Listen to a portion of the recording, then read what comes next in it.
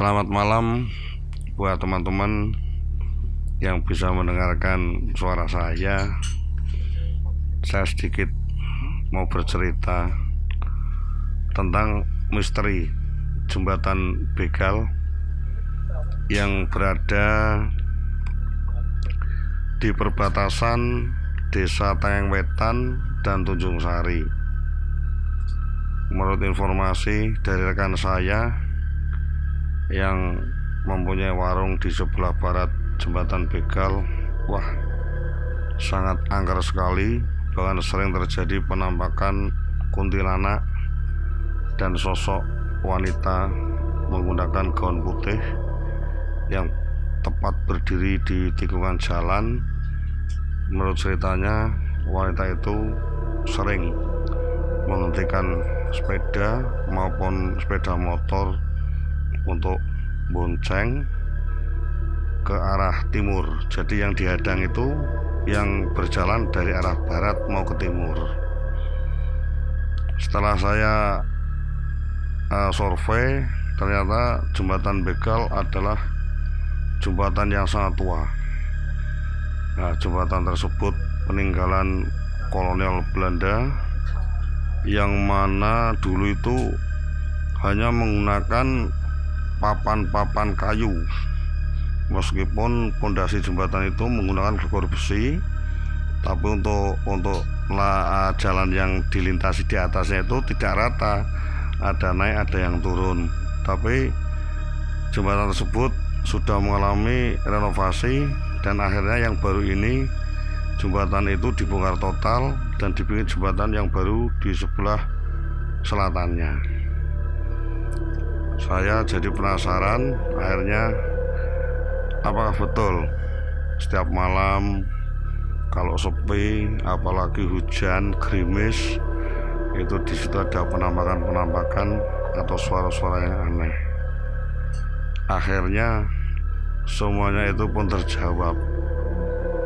Kalau tidak salah, malam itu tidak malam Jumat, tapi malam Selasa Pahing itu, kalau tidak salah itu saya melintas dari barat sekitar jam 1 malam.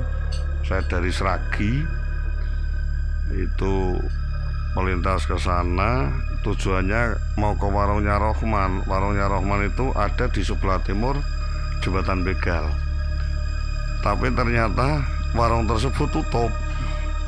Akhirnya saya mencoba untuk terus ke timur.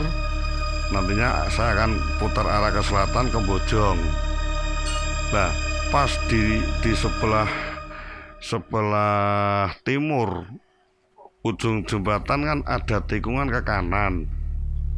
Nah, terus ada jalan kecil yang ke utara, di situ ada warungnya Rohman yang tutup. Terus ada warung juga yang biasa untuk bubur ayam. Pada saat itu keadaan hujan gerimis tapi agak sedikit deras. Tapi saya heran, ada sosok wanita berdiri tepat di tikungan tersebut. Kok dia hujan-hujanan? Akhirnya saya penasaran, saya agak sedikit berhenti, sedikit pelan, dan akhirnya saya berhenti. Mbak, jangan hujan-hujanan, ngaup aja itu di situ. Nah, istilah saya dengan logat Jawa, Mbak, ojo udan-udanan, sampan kok teles kebes kuwi, ngaup bae ning warung bubur kan kosong kuwi. Dia menganggukkan kepala, tapi dia ngomong, Mas bonceng itu. Ah, bener, Mas bonceng itu. Waduh, saya agak sedikit grogi. Wah, ini berarti aduh, orang gila atau apa ini? Udah, tak pikir udahlah, saya jalan aja. Pertama motor saya starter, motor saya tidak jalan, Shogun saya tidak jalan. Terus akhirnya saya starter lagi, tidak jalan, 3 kalinya jalan. Saya tinggal itu dues.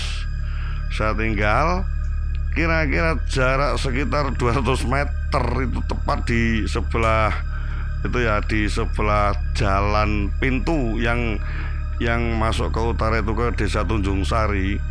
Itu masih ada dan jelas suara itu seperti sudah bonceng. Mas bonceng bilang kayak gitu. Saya kan menoleh, loh kok nggak ada, tapi suaranya jelas. Akhirnya saya tidak ngurus, saya tetap jalan lagi. Saya jalan lagi, terus sampai ada bula itu sudah mau mendekati jalan raya yang di Pengkol itu sekitar 300 meter dari tadi itu masih jelas, sangat jelas sekali, Mas bonceng. Waduh, ini saya pikir ini berarti sudah bonceng ini.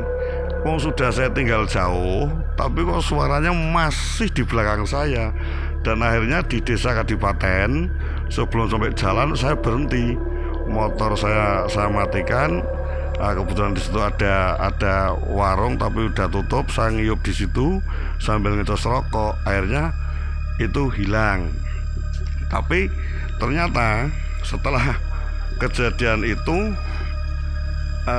saya kan paginya saya muter langsung, akhirnya itu sudah hilang. Terus setelah kejadian itu paginya itu saya cerita sama teman-teman, ternyata saya itu sudah ketinggalan, teman-teman saya itu sudah duluan.